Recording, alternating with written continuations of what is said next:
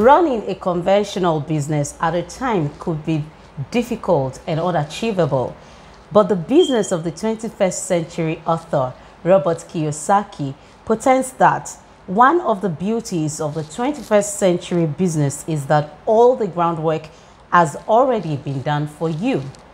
On the program today, we will be looking at conventional business, e-commerce, and network marketing. My name is Olujoke Mosaku, and thank you for always watching Let's Talk. Dr. Benga Adeoye, Managing Partner at Benga Adeoye & Co., Fellow of Institute of Chartered Accountants of Nigeria, ICANN, Chartered Institute of Taxation of Nigeria, CITN, and Arbitrator of UK and Nigeria is my guest. Please stay with us.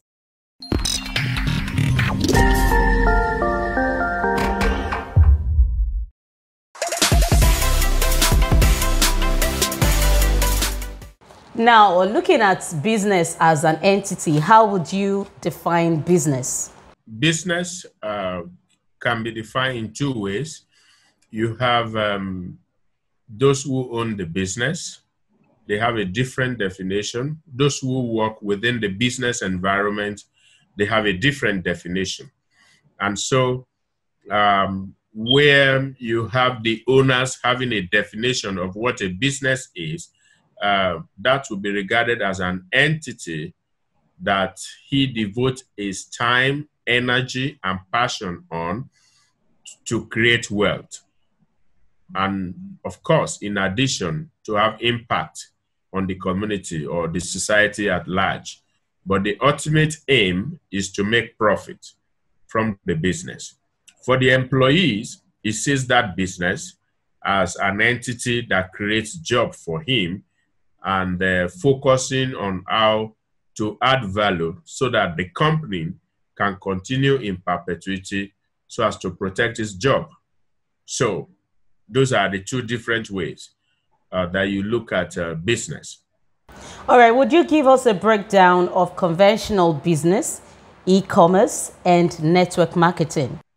Well, the conventional business environment is such that you have a location, you have somebody either rendering a service or selling a given product in a location, either as a manufacturer or as a middle level intermediary between the manufacturer and the consumer or retailer.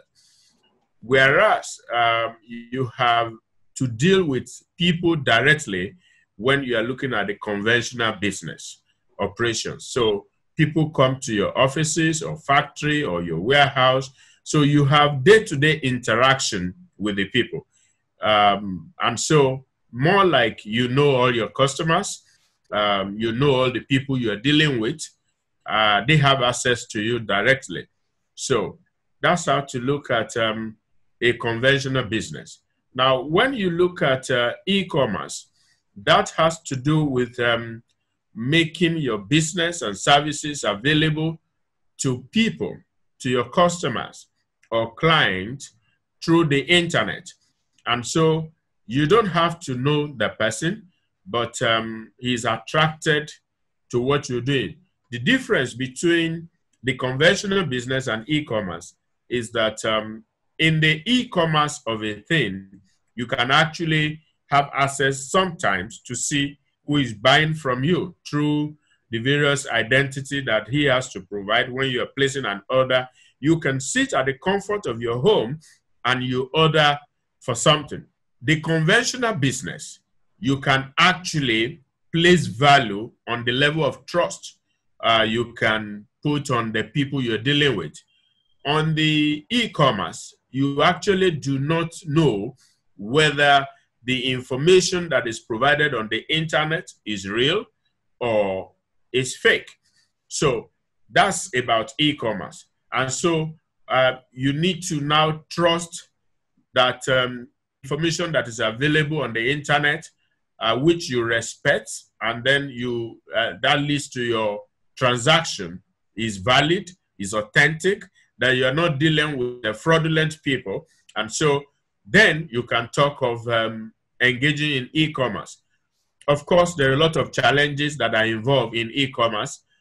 We've had cases of people placing an order for an item, and then they get something different delivered to them.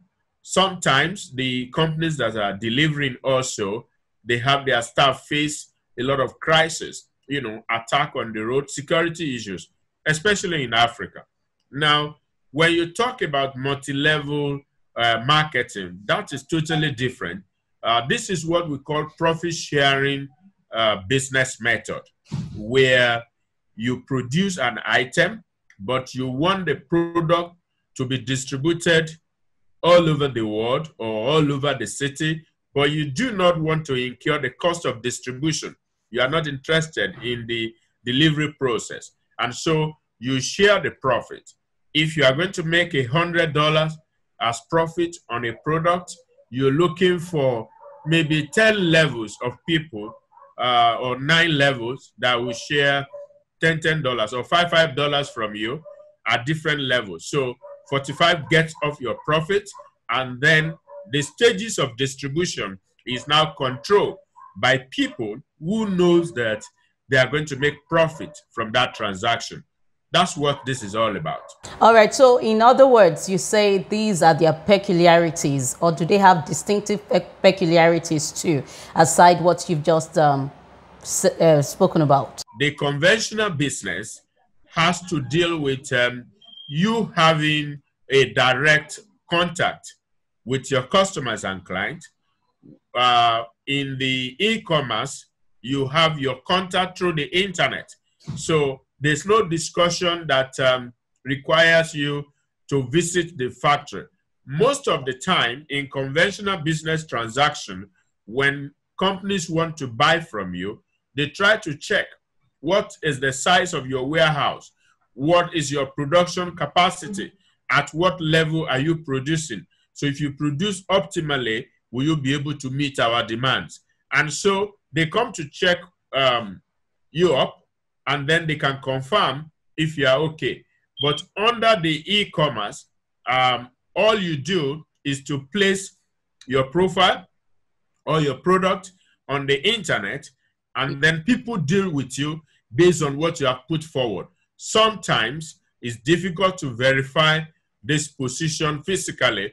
And one of the things that e-commerce does is that you can transact with somebody from one continent to another without having to travel, which is peculiar to conventional business where you need to go physically. And so there is a limit to the reach of conventional business when it comes to level of coverage. Okay, so business as it is not entirely selling products and maybe buying and selling. It could also be as a result of providing services, which of course your company is involved in as an accounting firm. Now, I would want to know the challenges of building a company like yours from ground zero to where it is right now, even as a conventional business owner. When you talk of starting a conventional business from the scratch, you recall I mentioned at the beginning of this interview that in a conventional business, you require a certain level of attraction to people that want to deal with you. They want to see your office. They want to see your environment. They want to know the kind of personnel that you have. They also want to interact with you. They want to ask you questions to know how sound you are in what you claim you do. So when you're building a conventional professional practice like an accounting firm like ours, is that you need to train and retrain your people. You also need to develop yourself. So in our own case, when we started running the farm, we got our license in 2008, and we continue to do what I call tailor-made development around what we do. So, for instance, I took up a course to study law in addition to being a chartered accountant. And so it was a big challenge to go study law full-time for a certain number of years and at the same time still attending to your client. So that way, you are able to be a master of the business that you are into. Remember that when you talk of accounting and taxation, you're dealing with laws, legal issues. And so when you are a professional accountant and then you further develop yourself in legal knowledge and skill, and you now have an LLB degree added to your accounting, it gives you an upper hand. It gives you an advantage. The next thing is information technology. You need to be very vast in technology because we are in a world of e-commerce where you don't have to take physical document to anybody anymore, unlike before. You want to give somebody an invoice, you need to appear physically. Everything has to be done online. So, and even in Nigeria today, filing of returns is becoming an online stuff now, unlike before. So if you remain an analog person, you do not develop yourself into the digital world, then you will become outdated. And in a very short while, you're likely to lose your client. So building a conventional business that will attract people in terms of what we have experienced is that you need to develop yourself. You also need to read very wide and understand the regulations that surround what you do.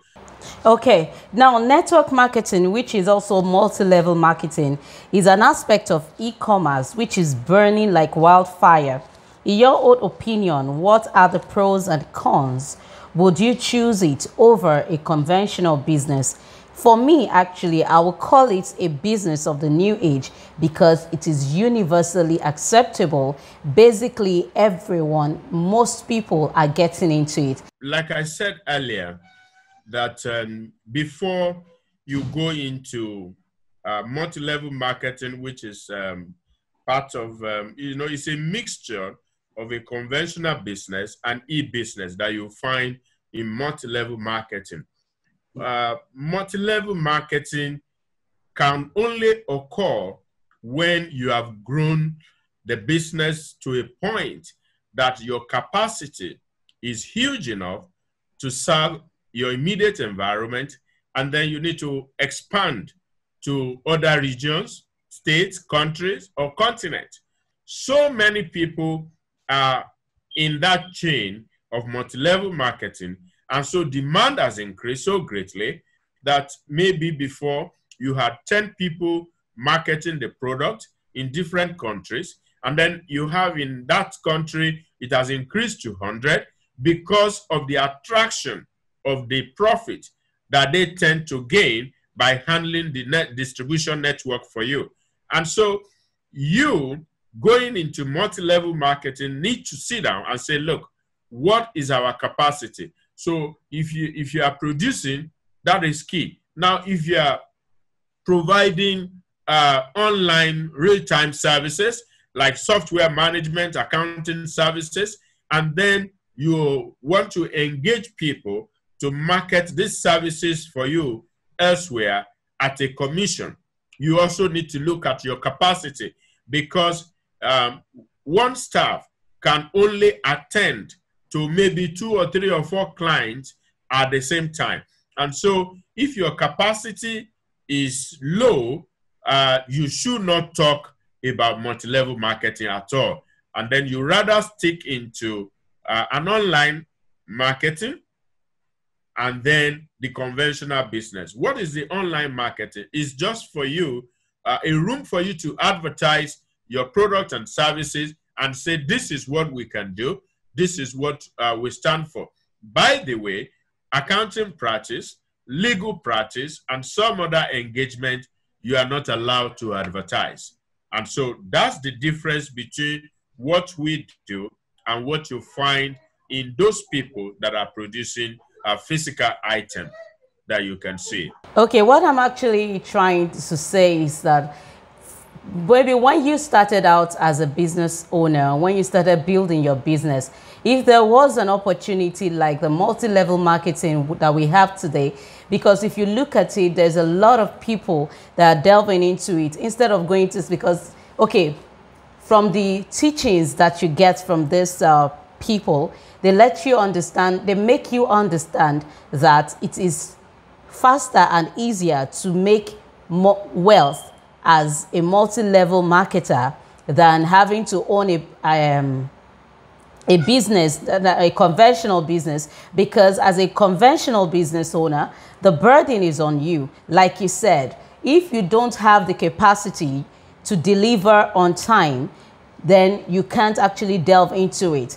But for someone who has somebody who has a body that will take care of all of the expenses, the delivery, the packaging and everything, all you need to do is get a customer, sell to the person and make the order, and it will be delivered on your behalf, and you're still making your money. Today we hear of people who are wealthy as a result of this, and many professionals are also going into multi-level marketing because of the easy way out of it.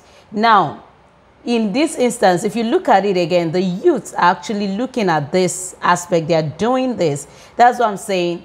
If when you started out, would you have preferred to delve into this instead of trying to start from the scratch or building something yourself? Let me make a clarification. Multi-level marketing is actually an agency business, purely. Only that the agent is in control of his commission, which is the margin or whatever he gets from selling. And so what determines the kind of business you go into is a question of your passion and what you want to do in life. And also your training academically is also a factor. If you look at my own environment and the kind of discipline, you discover that I can either work somewhere to earn a salary, which I have done before. And so when you now want to create employment, you start something. But having said that, multi-level marketing is growing, and over the years, it has become an acceptable means of livelihood for many because your stress is minimized. You are just an intermediary. You pass the product to somebody, you already know what comes to you. So, but growing up, when we were growing up as fresh graduates and so on, we do not have too much of this around that time. And so it's all about you going into articleship, going to learn your profession practically from a professional outfit where you can be trained to be an authority in your field. But then when you look at multi-level market, it's an interesting thing to do where you get a product and you pass it to other people, most especially using your network, your classmates, your colleagues, alumni association. If you're a Christian, your church members, live in a community and you're friendly with people, you can pass the product to the people. So it's not a bad idea to add multi-level marketing to other things that you're doing, really to make money, because there's a lot of money in multi-level marketing. And this is because the real manufacturers are trying to share their profit with distributors. Okay. Now, what are the things to consider before starting a business? Before you go into the business, to any business at all, first is to look at your passion. What can you do with or without money coming in? What can you do if you wake up at night or in the morning? What can you do whether you're at home or you are outside your house? Now, because it is this passion that drives you and eventually make you to look for more opportunities around that area. having said that, that's one. Number two is that you may have passion for something. Do you have the market around for it? For instance, there are certain states in the world that you cannot live and be a pig seller. And then you have passion to rear pigs, you love pigs, and you want to sell the meat. But where you live, the people do not eat pigs.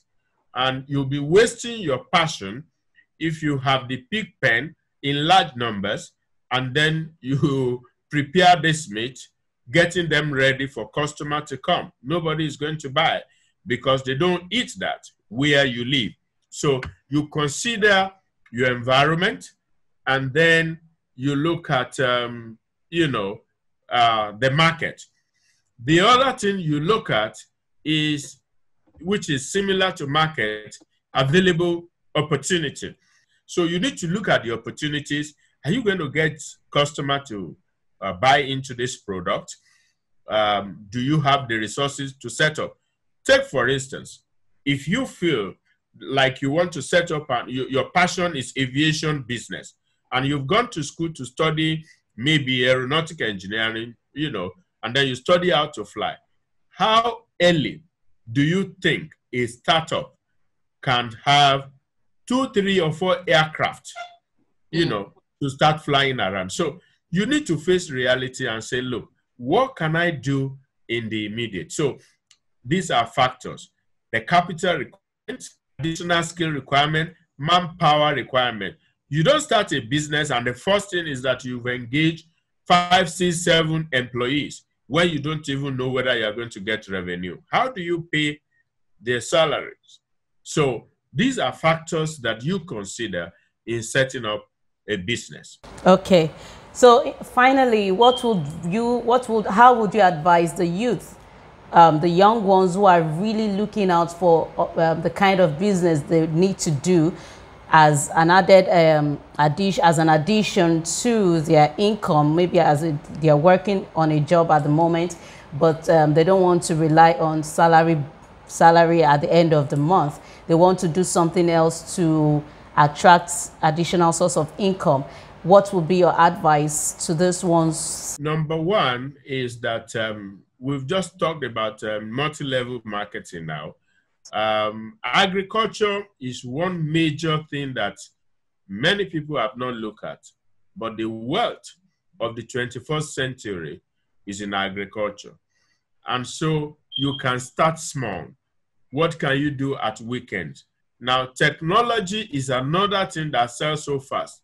Take, for instance, if you work somewhere and you earn a salary, you ensure that you perform optimally at work. You do not use your office time to do your private businesses. And then you can keep books for some people online. You can assist some other people to keep their books. And then you email to them. They give you the raw data, and then you post it into a given software. And then you can earn little income there. Now, for people who are working somewhere and then they want to earn additional income, the first thing you look at is, what is your network? Because your network determines your net worth. The people you know, do you have about 10 people you know that you can convince to buy something, services or product? Then you need to begin to ask yourself, what value can I add to this, my next door neighbor, my friends, my contact, and what is the exchange that can come in terms of money from these persons? For instance, if you belong to an organization that you have most of your meeting in the afternoon when people need to take a drink, you can just put a kiosk somewhere around this gathering, and then you supply some of the drinks.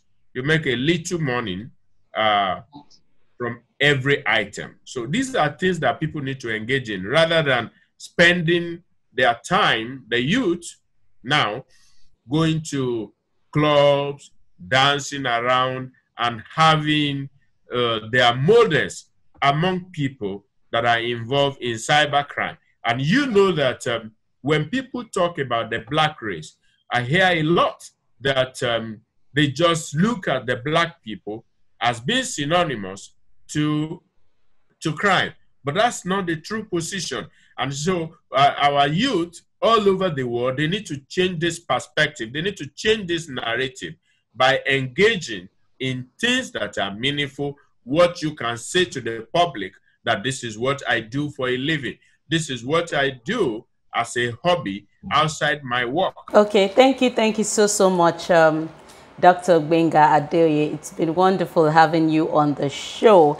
And to you out there, I would just buttress the point of Doctor. It says you need to face reality when choosing a line of business, and your network determines your net worth. So when you're choosing a business, try to consider some things that are very, very salient in order for you to embark on the journey and not crash along the line. Until next time, I remain Olujoke Mosaku. Bye.